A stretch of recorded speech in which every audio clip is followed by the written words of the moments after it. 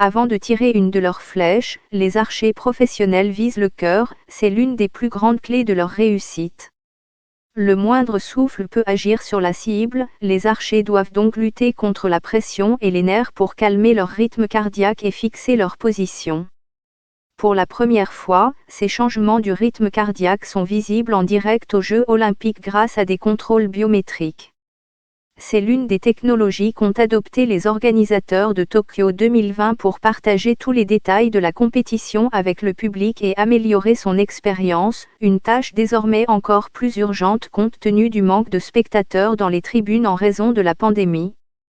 Poursuivant l'exemple du tir à l'arc, OBS s'appuiera sur une technologie de détection sans contact pour fournir un suivi de la fréquence cardiaque en direct.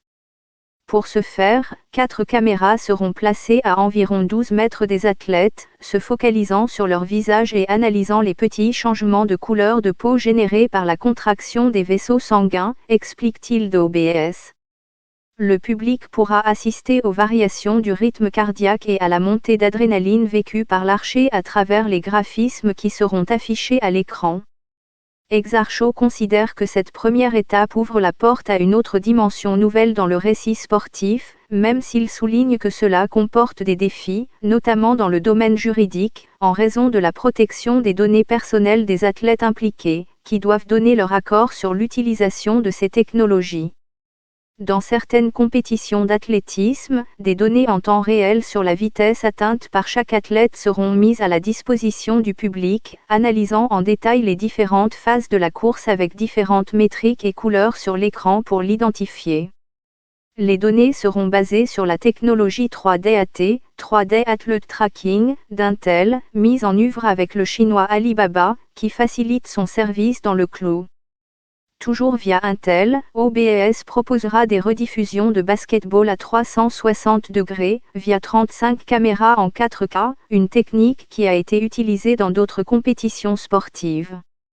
Cependant, la grande différence ici, c'est qu'on va essayer de faire des répétitions volumétriques, ce qui veut dire qu'on peut créer un nombre immense de points de vue, pour qu'au final le réalisateur de l'émission puisse définir la trajectoire de ses caméras et voir des points de vue même qui ne sont pas physiquement possibles comme en dessous d'un joueur, explique Exarchot. L'audio est l'un des grands enjeux de ces Jeux olympiques atypiques, car des tribunes vides ne permettent pas de créer cet environnement qui motive les athlètes et le public qui en profite depuis chez soi.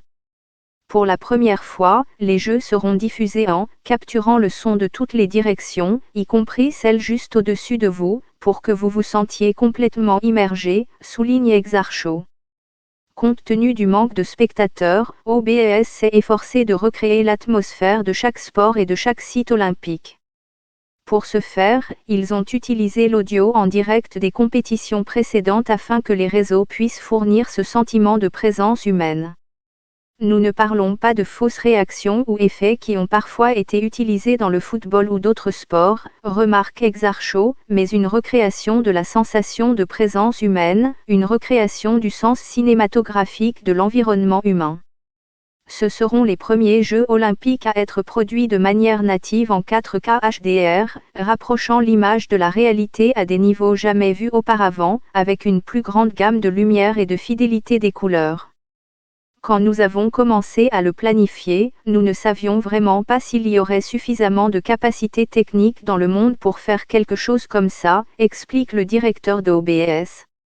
Le HDR est lié à la 4K, qui offre plus de 8 millions de pixels de résolution, 3840 x 2160, et 5 fois ce qui est habituel dans les téléviseurs Full HD. De plus, le réseau public japonais NHK mettra à disposition du public local un forfait de transmission 8K, qui multiplie par 4 la résolution de 4K. Pour relever les défis techniques de ces technologies, par exemple, en raison de leur poids en termes de distribution, OBS s'appuiera sur une plateforme cloud créée par Alibaba. Nous sommes dans une période très importante de transition vers un modèle basé sur le cloud. Ce n'est pas un grand changement à l'écran, mais c'est énorme derrière les caméras, de réaliser beaucoup de choses qui devaient auparavant être en personne à distance, explique Exarchot. les organisateurs de Tokyo 2020 assurent que leurs innovations technologiques représenteront un tournant pour la diffusion sportive, bien que d'autres experts soient plus sceptiques. On ne pourra dire s'il s'agit vraiment d'un tournant à la fin des Jeux olympiques, explique John Rowinson, qui a été responsable de la diffusion des Jeux olympiques de Londres en 2012 et a été pendant de nombreuses années en charge de la diffusion de Wimbledon.